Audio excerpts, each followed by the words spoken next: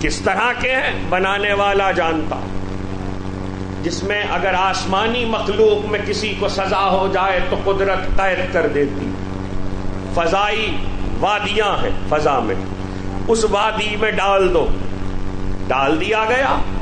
آدم کا زمانہ گزر گیا، نوح کا دور گزر گیا، ابراہیم کا دور گزر گیا، خلیل گئے، کلیم گئے، مسیح گئے، حبیب آیا، فطرس نہ آیا. حبیب آیا، فطرس نہ آیا.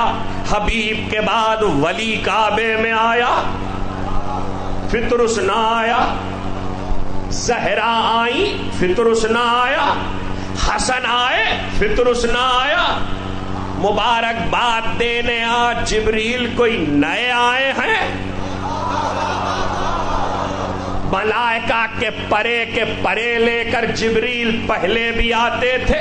علی آئے تب بھی آئے، زہرا آئیں تب بھی آئے، حسن آئے تب بھی آئے، لیکن آج حسین آئے ہیں تو جبریل آئے ہیں. اور حدیث کے فقرے یہ ہیں، 1000 قبیلے فرشتوں کے، 1000 قبیلے فرشتوں کے، اور ہر قبیلے سے 1000 فرشتے لے کر جبریل حکم خدا سے چلے مبارکباد دینے کے لیے. راستے میں یہ فضا کے قید خانے میں تھا. اس نے جو دیکھا کہ جبریل جا رہے ہیں اتنے فرشتوں کو لے کر، تو کہنے لگا، روایت کا جملہ یہ ہے، کہنے لگا کیا قیامت آ رہی ہے؟ تو جبریل نے کہا نہیں، نبی آخر کے گھر چھوٹا نواسا آیا ہے. تو کہنے لگا مجھے بھی لے چلو، نبی آخر کے گھر چھوٹا نواسا آیا ہے، مجھے بھی لے چلو. جبریل حکم خدا سے مبارکباد دینے جا رہے ہیں. راستے میں اس نے روکا ہے، مجھے بھی لے چلو. جبریل کو اصولاً واپس جانا چاہیے، خدا سے پوچھنا چاہیے. فطرس کہہ رہا ہے لے جاؤں، لیکن جبریل کی روایت میں نہیں ملتا خدا سے پوچھا ہو. بس ایک مرتبہ جیسے ہی جبریل نے سنا کہ مجھے بھی لے چلو، کہنے لگے چلو. ملائکہ چونکہ اڑ تو سکتا نہیں تھا، بازو تھا نہیں ایک، ملائکہ نے سہارا دیا. ہاتھ جوڑ کے سید الملائکہ سے پوچھوں گا، امین وحی کہاں لیے جا رہے ہو؟ خدا سے اجازت تو لے لو. اللہ کی اجازت کے بغیر تم کوئی کام نہیں کرتے. ابھی آپ اس بات کی قیمت نہیں سمجھے. دیکھیے حدیث قصہ کے واقعے میں جب آیا ہے تو خدا سے اجازت لے کر آیا، مگر پھر یہاں آ کر اجازت لی. دو اجازتیں لینے والا جبریل آج اجازت نہیں لیتا اور کہا لے چلو تم بھی چلو. تو جبریل اجازت کیوں نہیں لیتے؟ کہ یہی تو بتانا ہے، جسے خدا سزا دے اسے حسین تک جانے کے لیے کسی اجازت کی ضرورت نہیں.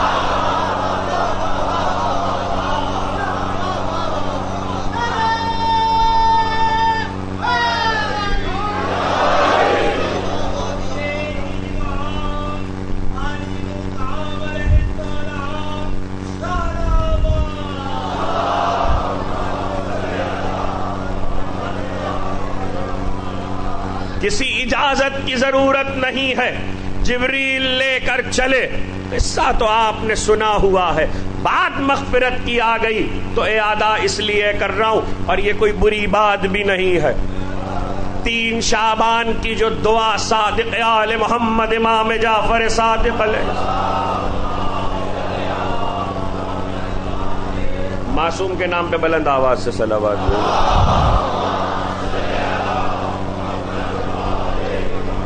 جو دعا حضرت سے روایت ہوئی ہے اس دعا میں فطرس کا ذکر ہے، اور حکم یہ ہے کہ وہ دعا ہر سال 3 شعبان کو پڑھی جائے.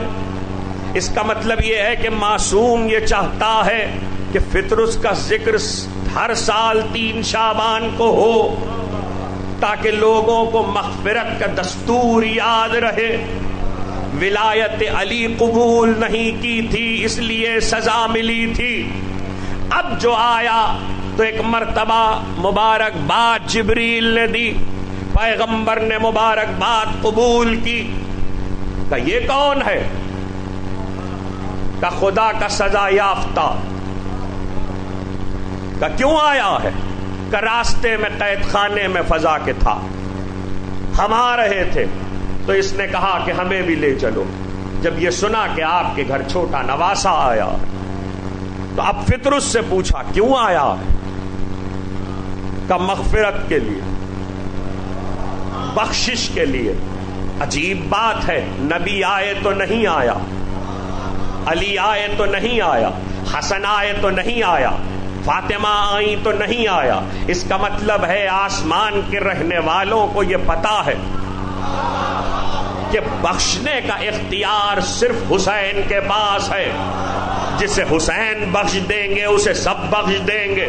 بخشش مانگنی ہے تو حسین سے مانگو۔ اور یوں بھی گنہگار تھا ولایت علی کا، آیا ہے حسین تک۔ تو فطرس کے واقعے نے اتنا تو بتا دیا کہ اگر آج حسین بخش دیں اور بازو واپس مل جائے تو قیامت تک کے لیے اصول بنا رہے گا کہ ولایت علی قبول نہ کرنے والے کے لیے حسین کا دروازہ کھلا ہوا ہے، اور جب چاہے اس دروازے سے آ کر ولایت علی کو قبول کر لے۔ ارے ڈرو اس دل سے جب عزاداری کا دروازہ بند ہو جائے اور تم بغیر ولایت علی کے رہ جاؤ جب تک یہ دروازہ کھلا ہوا ہے۔ دروازے کھلے ہیں کہ آؤ اور علی کی ولایت کو قبول کرو۔ اگر کسی نے نہیں کیا ہے، موقع ایسا تھا کہ بچہ تو نبی کی گود میں تھا، بچہ پیغمبر کی گود میں تھا۔ ایک مرتبہ پیغمبر نے کہا اچھا بازو کا مسئلہ ہے، لو ذرا حسین کے گہوارے سے بازو تو مس کرو۔ حسین کے گہوارے سے جو بازو مس کیا تو ابھی بازو کا مس کرنا تھا کہ پر واپس آئے۔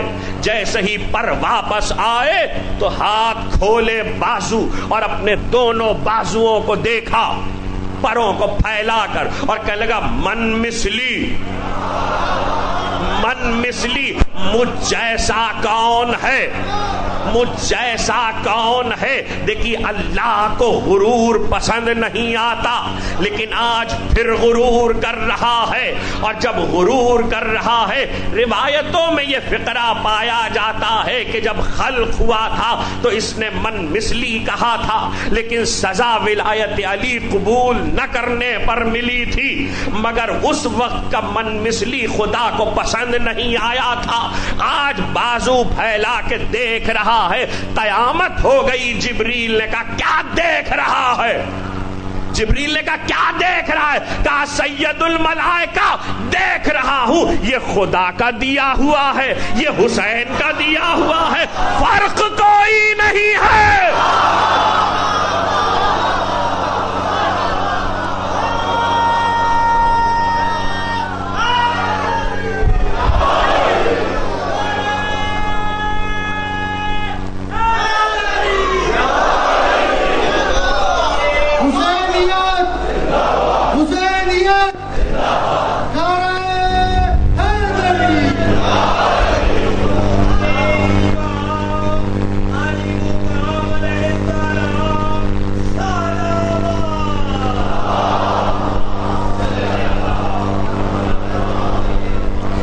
خدا کا دیا ہوا ہے، یہ حسین کا دیا ہوا ہے، فرق کوئی نہیں ہے۔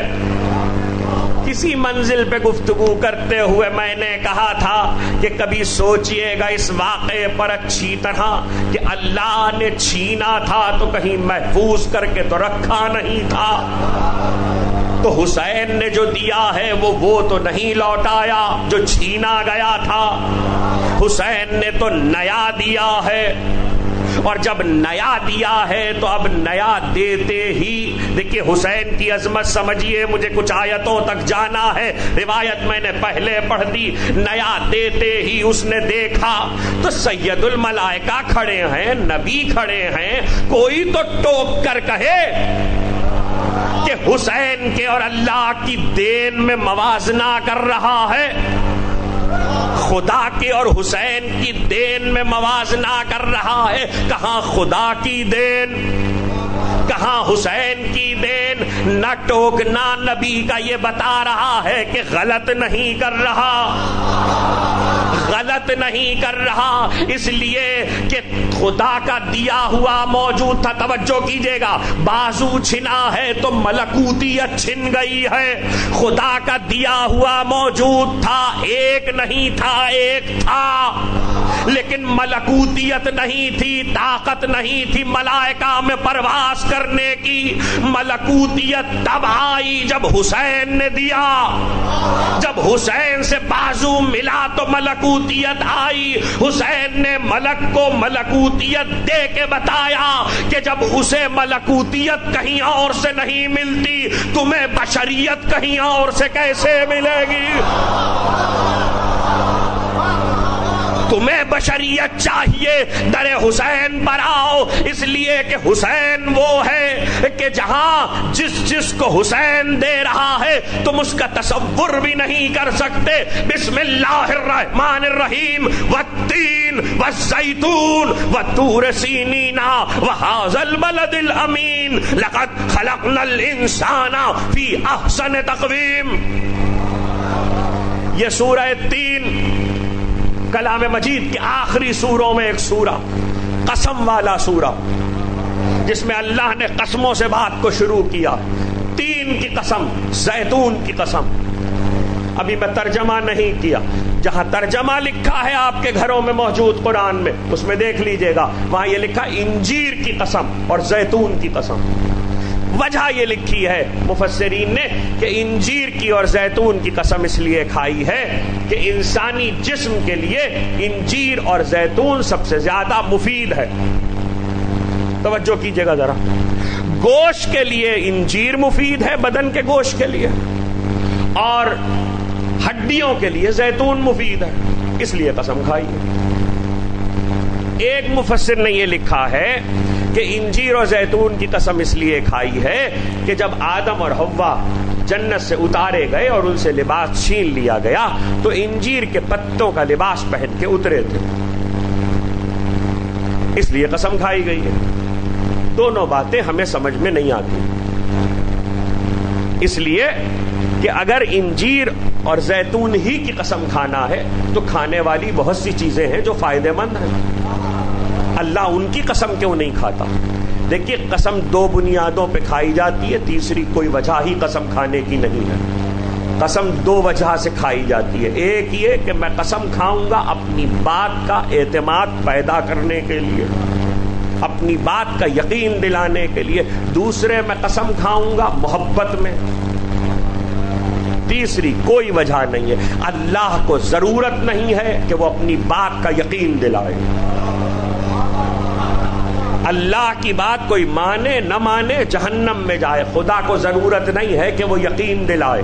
تو پھر خدا جو قسم کھاتا ہے وہ محبت میں کھاتا، اور جب محبت میں قسم کھائی جاتی ہے تو ہلکی چیز کی نہیں کھائی جاتی، ہلکی چیز کی نہیں کھائی جاتی. انجیر اور زیتون کی قسم کیوں کھائے گا؟ اس لیے کہ بہت سے کھانے کی چیزیں ہیں، پھر ان کی قسم کیوں نہ کھائی؟ وہاں کھائی بسم اللہ الرحمن الرحیم والشمس والضحاها والقمر اذا تلاها، سورج کی قسم اور اس کی روشنی کی قسم. والقمر اذا تلاها، چاند کی قسم اور اس کے بلا فصل پیچھے آنے کی قسم. کہنے لگے اس سورج کی قسم اور اس چاند کی قسم. آپ نے غور نہیں کیا قرآن میں کہ قرآن مجید میں ابراہیم نے یہ بات کہی تھی، انی لا احب العافلین. یہ سورج تو ڈوب جاتا ہے، میں ڈوبنے والوں کو پسند نہیں کرتا. یہ چاند تو غروب ہو جاتا ہے، میں غروب ہونے والوں کو پسند نہیں کرتا. جو ڈوب جائے خلیل پسند نہ کرے وہ قسم کیسے کھائے گا؟ جو ڈوب جائے، غروب ہو جائے، خلیل پسند نہ کرے چاند، تو وہ قسم کیسے کھائے گا؟ کوئی ایسا سورج ہے جو غروب نہیں ہوتا، کوئی ایسا چاند ہے جو ڈوبتا نہیں. توجہ، کوئی ایسا سورج ہے جو غروب نہیں ہوتا، کوئی ایسا چاند ہے جو ڈوبتا نہیں. تو انجیر اور زیتون بھی انجیر اور زیتون نہیں ہے، اللہ نے نام لیا ہے، آپ نے معنی غلط کیے ہیں. اس لیے کہ چار قسمیں ایک ساتھ